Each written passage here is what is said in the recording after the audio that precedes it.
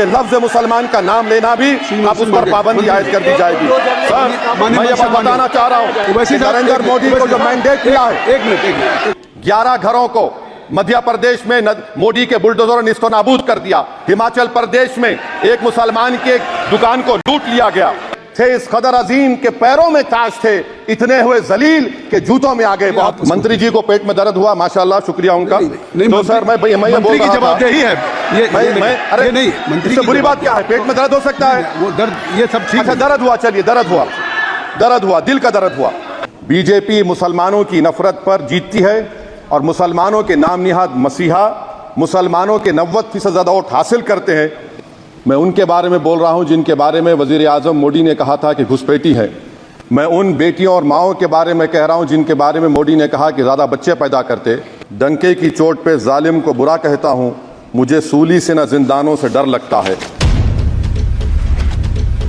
उर्दू को जानते हैं, किसी एक शायर ने शायद बरसर इख्तिदार जमात के लिए ये शेर कहा होगा कि उसूल बेचकर मसनद खरीदने वालों, निगाह अहले वफा में बहुत हकीर हो तुम। वतन का पास तुम्हें था ना होगा कभी कि अपने हिर्स के बंदे हो, बेज़मीर हो तुम। इज़्ज़त नफ्स किसी शख्स की महफूज नहीं, अब तो अपने ही निगहबानों से डर लगता है। डंके की चोट पे जालिम को बुरा कहता हूँ, मुझे सूली से न जिंदानों से डर लगता है।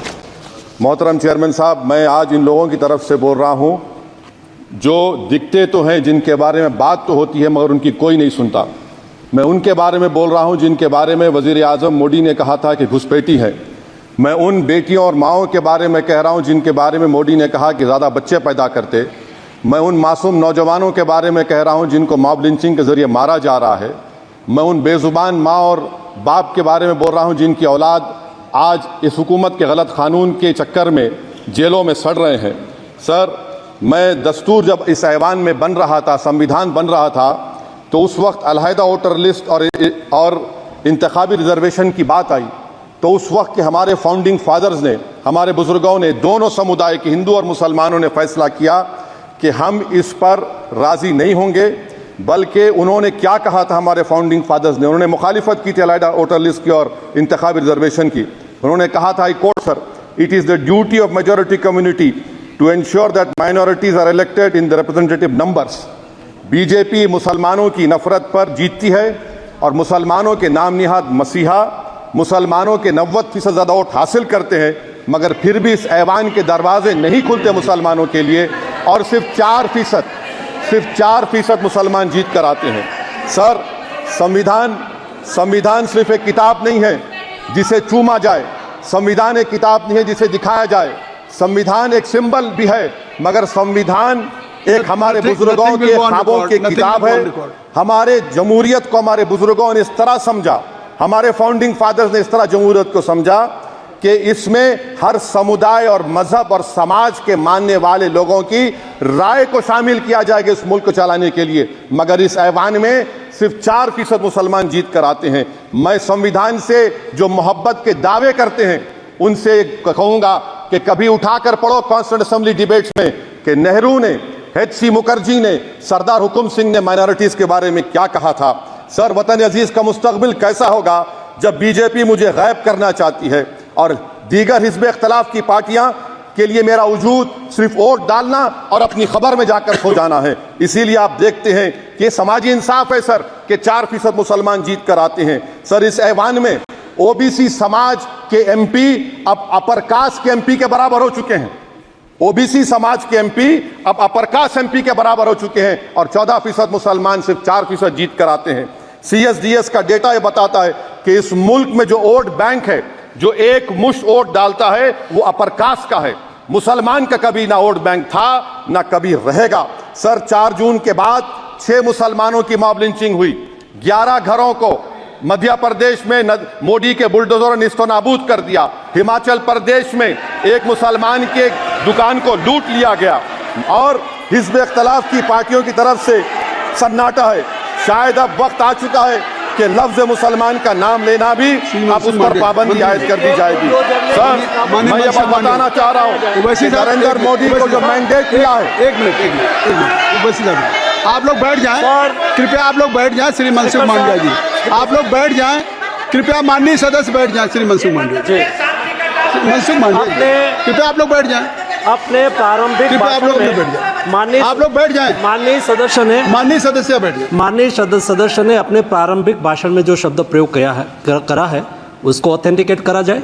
और अभी उन्होंने उल्लेख करा कि मोदी के बुलडोजर ने वहाँ मॉब लिंचिंग करा है, उसको भी ऑथेंटिकेट करा जाए।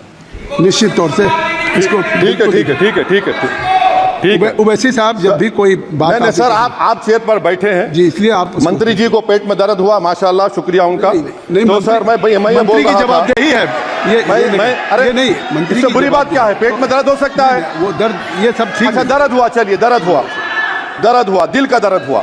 तो सर जो नरेंद्र मोदी को मैंडेट मिला है वो सिर्फ और सिर्फ मुसलमानों की नफरत पर, हिंदुत्व की वजह से मिला है।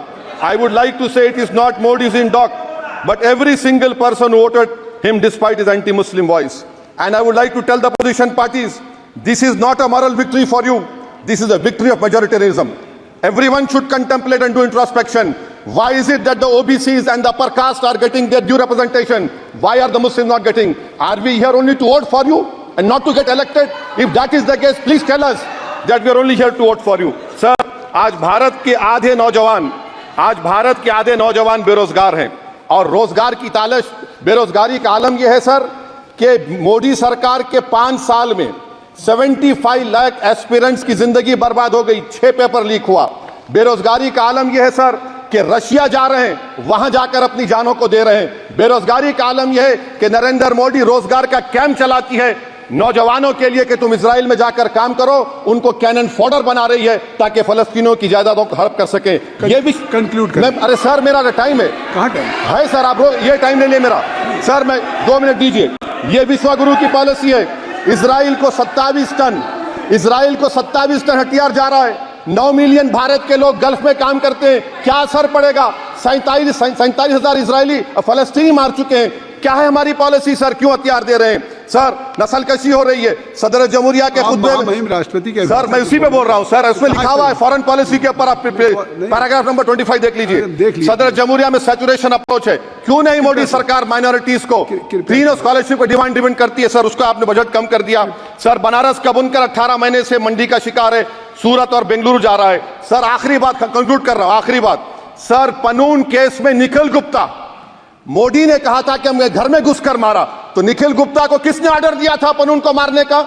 अगर नहीं दिया तो उसको बचाइए, और अगर दिया नहीं तो फिर उस पर पीएमएलए क्यों नहीं लगाकर? सर समाप्त करो। कमेटी बनाई आपने, उसका क्या हुआ सर? हम एससीओ को नहीं जा रहे सर। मैं आपको बता रहा हूं कि मैं अपनी इस तकरीर को टीपू सुल्तान की नजर, सुनिए सर, अब हो गया, खत्म कर रहा हूं सर। मैं अपनी तकरीर को टीपू सुल्तान की नजर कर रहा हूं। ये टीपू सुल्तान की फोटो है, क्या आप इससे भी नफरत करेंगे सर? ये संविधान में टीपू सुल्तान की फोटो है जिस पर वल्लभ भाई पटेल ने साइन किया, श्यामा प्रसाद मुखर्जी ने साइन किया। ये आपकी नफरत है सर। आखिर में मैं अपनी बात को खत्म कर रहा हूं इस शेर पर कि क्या दिन दिखा रही है सियासत की धूप छांव, जो कल सपूत थे वो कपूतों में आ गए, थे इस कदर अजीम के पैरों में ताज थे, इतने हुए जलील के जूतों में आ गए। बहुत बहुत शुक्रिया सर।